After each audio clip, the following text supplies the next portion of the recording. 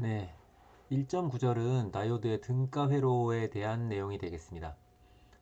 우리가 어떤 대상에 대해서 해석을 용이하게 하기 위해서 모델링 하는 경우가 굉장히 많은데요.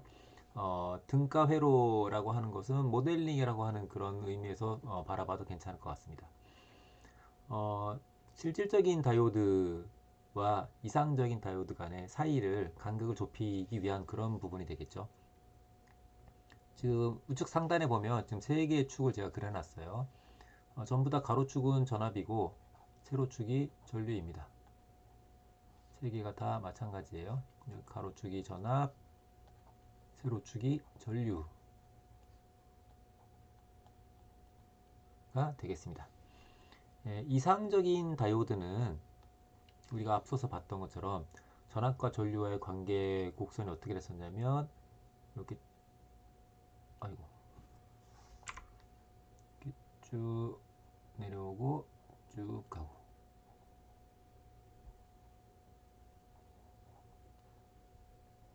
네, 이런 형태를 띠고 있었죠. 세로축에 해당되는 부분이 이제 on 되는 부분, 여기가 off 되는 부분이었습니다. 자, 그랬는데 요 우측 하단에 있는 이 그림처럼 실제 곡선은 요 검정색 커브와 이제 비슷한 이런 형태를 가지고 있었죠. 그래서 다이오드가 켜지기 위해서는 실제로는 다이오드 양단에 뭐 0.6에서 0.7V 이상의 전압이 걸려질 수 있어야 된다 라고 했었어요. 그리고 그러한 전압이 인가됐을 때 다이오드가 켜지면서 사실은 그 사이에 양단에 0.7V라는 전압이 걸려 있게 됩니다. 이 부분에 대한 건 2장에서 다시 설명을 자세하게 하겠습니다. 여튼지 간에 그래서 그렇다면 다이오드에 켜져 있을 때는 대략 한 0.7V 정도의 전압이 양단에 걸려 있는 상태가 됩니다. 그렇다면 그것을 모델에다 반영하려고 하면 요 켜지는 데가 V가 마이너스일 땐 꺼졌다가 0이 딱 되면 켜지는 거였는데 그게 이제는 0이 딱 되면 켜지는 게 아니고 0.7V가 돼야 켜지는 거죠. 그 부분을 반영하기 위해서 특성 곡선을 이렇게 모델링을 할 수가 있습니다. 근사화를 한 거죠. 여기가 0.7V가 되는 거죠. 그러면 이 왼쪽에 있는 모델은 이상적인 케이스가 될 것이고 빨간색으로 된 것은 보다 현실에 가까운 그런 모델이 되겠죠. 자, 그랬는데 우리가 조금 전에 앞서 배웠던 것처럼 다이오드의 곡선 중에서 켜져 있는 이 부분 원래는 익스포넨셜 함수로 근사화가 되는 부분이죠. 자, 이 부분에 해당되는 부분은 기울기가 있어요. 그 기울기의 역수에 해당되는 게 AC 저항 혹은 평균 저항 이런 것들이 되겠죠. 그래서 그 기울기에 해당되는 것까지 저항 성분에 해당되는 것까지 반영하게 되면 그러면 이와 같은 형태로 쭉 이렇게 오다가 이런 형태로 여기가 물론 0.7V가 되겠죠. 예, 이런 형태로 근사화를 할 수가 있을 겁니다. 그래서 이렇게 단계적으로 이것보다 조금 더 현실에 가깝게 보다 더 현실에 가까운 모델로 모델링 할 수가 있을 것이고 이 초록색으로 된 모델을 회로의 형태로 나타내게 되면 이와 같이 할 수가 있습니다. 여기서 이 다이오드는 여기 써 있는 것처럼 이상적인 다이오드가 될 것이고요. 여기 있는 부분이 스레시홀드 볼티지가 되는 거고 여기 있는 저항이 요 기울기 여기 기울기에 해당이 됩니다. R분의 1 저항분의 1 그죠? 가로축이 지금 V이기 때문에 단위가 저항이 아니고 저항분의 1이 되겠죠. 그리고 여기 좀 이 0.7V라고 하는 전압 즉 다이오드가 켜지기 위해서 필요한 전압을 이름을 붙이는데 뭐 어떤 책에서는 문턱 전압이라고 해서 threshold 볼티지라고도 하고요. 어떤 책에서는 무릎 전압이라고 해서 니 볼티지라고 얘기하기도 하고 우리 책 같은 경우에도 예전에는 threshold 볼티지라고 했다가 최근 에디션부터는 니 볼티지라고 하는 용어를 이용을 하고 있습니다. 앞서 얘기했던 것처럼 이상적인 다이오드의 특성 곡선은 이와 같이 될 것이고 그거보다 조금 더 현실에 가까운 곡선은 이렇게 됩니다. 여러분들이 앞으로 활용하게 될 모델은 주로 요게 될 것이고요. 그렇지 않다면 아주 단순화시킨다고 한다면 이게 될 거라고 생각을 합니다. 그리고 그것을 교재에 보면 표의 형태로 요약 정리한 것이 있습니다. 참고를 하면 좋을 것 같습니다. 네, 이어서 나오는 것은 DC와 AC 신호가 혼합된 신호를 다루는 경우에 대한 간단한 한 페이지짜리 슬라이드가 되겠습니다. 네, 일반적인 신호는 DC 선분과 AC 선분은 둘 다 가지고 있습니다. 뭐 예를 들어서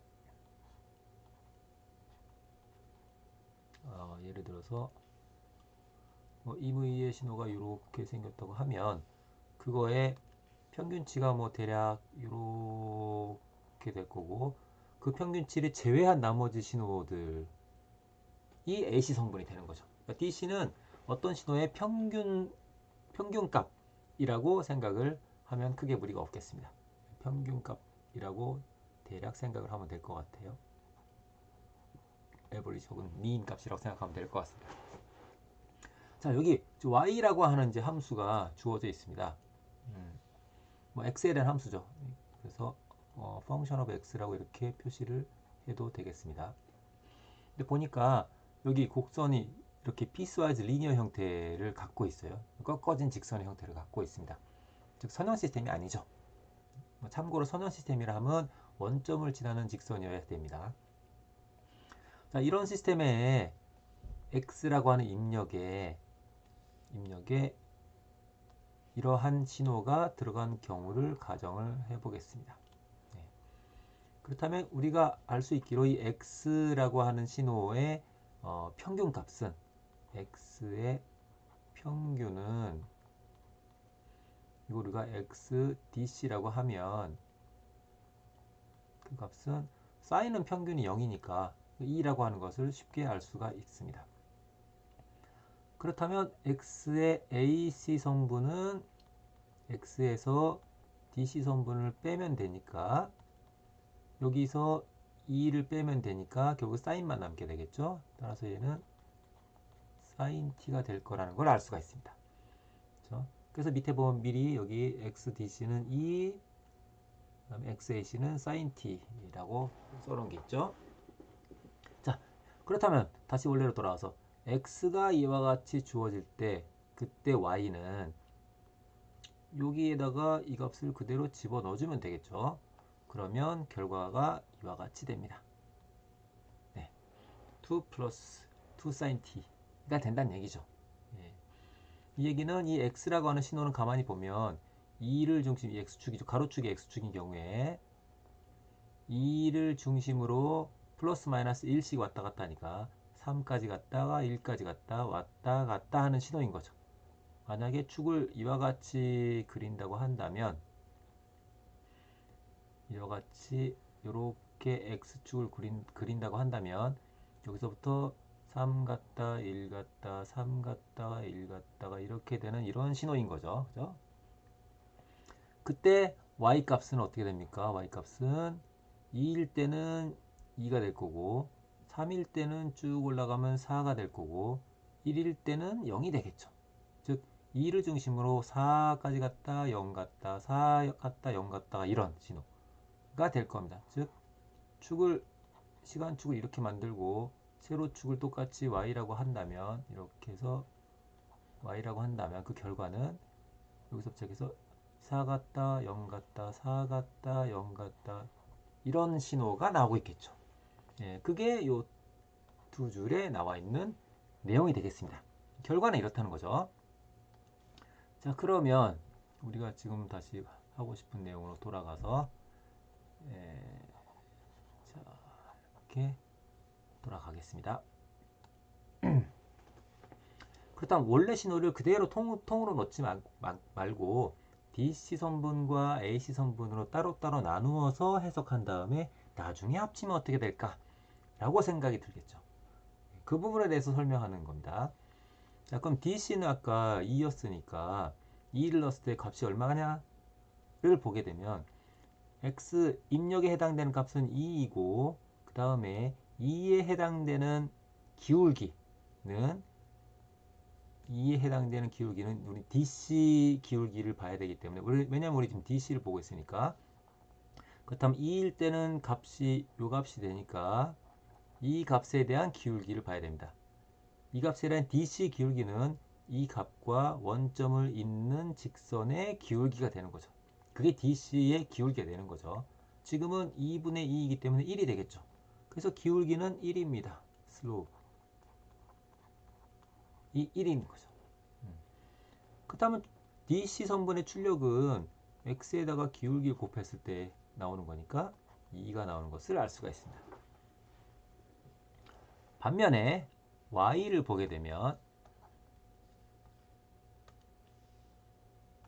AC입니다. 미안합니다. AC 선분을 보게 되면 AC 선분은 이렇다고 알고 있고 그 다음에 AC 선분에 대한 AC적인 기울기는 우리가 AC 저항 선분에서 했던 것처럼 여기가 되는 거죠. 이 파란색 꺾어진 파란색 직선의 기울기가 됩니다. 이 기울기는 1분의 2가 되니까 2가 되겠죠. 따라서 AC 기울기는 2가 됩니다.